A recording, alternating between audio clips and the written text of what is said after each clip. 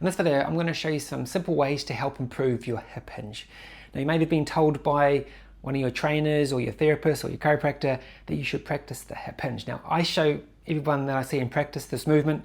Some people find it easy, some people find it very hard, and that's why I wanted to make this video, because it's such an important movement. We really want to be able to groove this pattern so that whenever you need it, you subconsciously know how to do it, and it's a natural movement for you. It's going to take a lot of strain off of your back, and hopefully it's going to help you, one, get over an injury, two, hopefully prevent an injury in the first place. So why is it important? So if I was to bend over towards the ground, there's kind of two ways that I can do it. I can round my back and bend over towards the ground, which is a normal movement. We should be able to round and bend our spine. It's designed to bend and move, so we definitely don't want to be scared of bending our back. It's designed to do that. However, if your back is sore, this could be problematic. Or if you're lifting something heavy, it could also be problematic. So rather than rounding through our spine, what we can do is we can keep our spine nice and straight. We want to hinge or pivot from our hips. Now, as we bend and pivot forward, if our spine's nice and straight and stable, there's going to be a lot less stress on our spine. The weight's going to go through our glutes and hamstrings where they should be. Now, I can pick up a lot of weight here.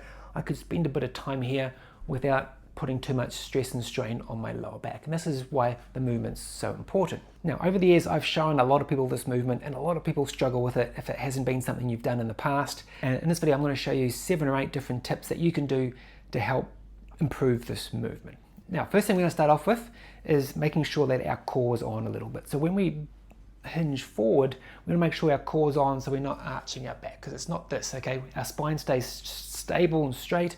When we bend forward, we don't want too much movement of our spine, okay? This is why we want to start off with a little bit of core activation. The second thing we want to do is we want to have soft knees, okay? And when we do the hip hinge, we won't bend our knees, but our knees will bend. Let me explain. So it's not a bend like this, but as our pelvis shifts back, our knees will bend. But I'm not actively bending them. It's not a squat, okay? So pelvis goes back, our knees will bend the further we go back. Now, the third part here is sometimes what I've found showing people over the years is shifting our weight backwards is kind of weird. When I do our posture photos, when we see everyone on their first visit, most people often are leaning forward. So to ask them then to shift their weight backwards is kind of weird. It feels like we're going to fall over backwards. So we can practice that. So we can practice this with what we call butt taps. So if you stand in front of a wall about this far, or one of your foot lengths in front of the wall, what you want to practice doing is pushing your butt back and tapping the wall and standing back up. Of course, we're going to have that core on, soft knees, butt back, stand back up. Now, when our pelvis goes back, we have to then hinge forward. This is where we keep our spine straight so that our weight stays over our heels. If you're clenching your toes, we're not doing it right. We should be able to move our toes around and be in this position quite comfortably. So this idea of butt taps is a really great way of reinforcing that backwards shift of our pelvis. Once you get used to it, you can then step away from the wall and do that same movement. Next thing we want to do is we want to make sure that our spine stays straight. So we can use a stick to help with this. So you can use a stick or broomstick, vacuum cleaner pole, and ideally we want it to touch our pelvis, our upper back, and ideally our head. So there's that 3 points of contact that when we bend forward, those 3 points stay in contact. So our core is going to be on, got those soft knees, our pelvis goes back, and those 3 points stay in touch. Now if you have a rounded thoracic spine and you can't touch your head, that's okay. Make sure that your pelvis and upper back is touching. Now we can also use our stick for the next tip. So this is another way of just practicing good technique, which I've seen before. So you can hold on to the stick like you're holding on to a bar at the gym. And all we're going to do is run it down the front of our thigh towards our knee, come back up. Again, we want to make sure our core's on, those soft knees. And what I found is that running the stick down the front of your thighs forces your bum to go backwards and our knees don't go forward. So we're not doing this because that just it doesn't feel right. So this is a natural movement, and using the stick will just help you reinforce that movement.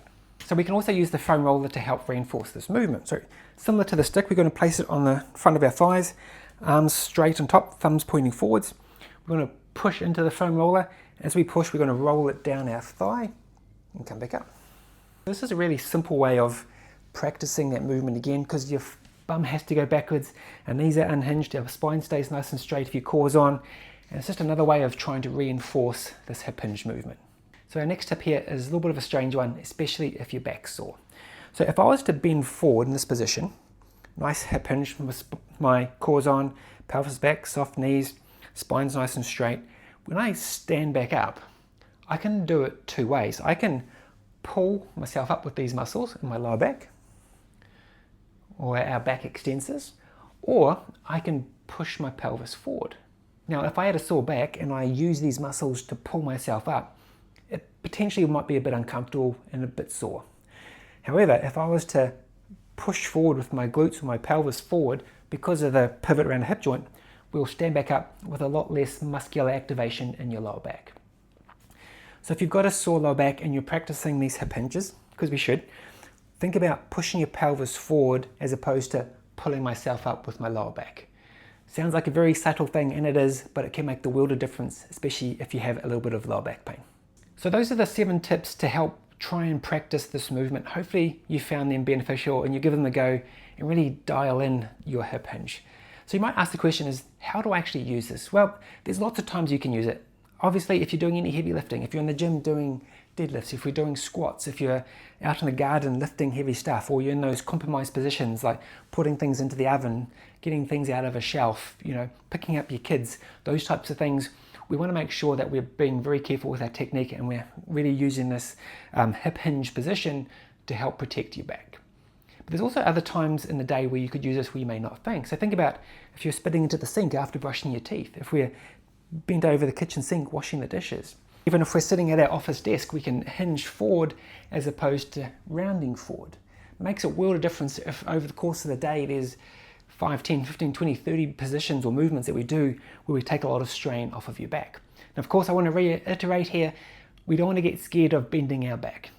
It's designed to bend and move. We should be able to do these types of weird movements. It's the magic of the design of our spine. It allows us to do these great things. But if we are sore or we're in compromised positions, the risk of injury goes up, the risk of pain, discomfort also goes up. So we just want to try and prevent that, try and prevent injuries, and hopefully get over injuries in the first place. So hopefully you found this video useful. Please share this with someone you think may benefit from it. And if you do like it, please hit that like, subscribe, and follow button. It really helps me out, and that way you won't miss out on future videos. But until next time, take care, and we'll see you soon. Bye.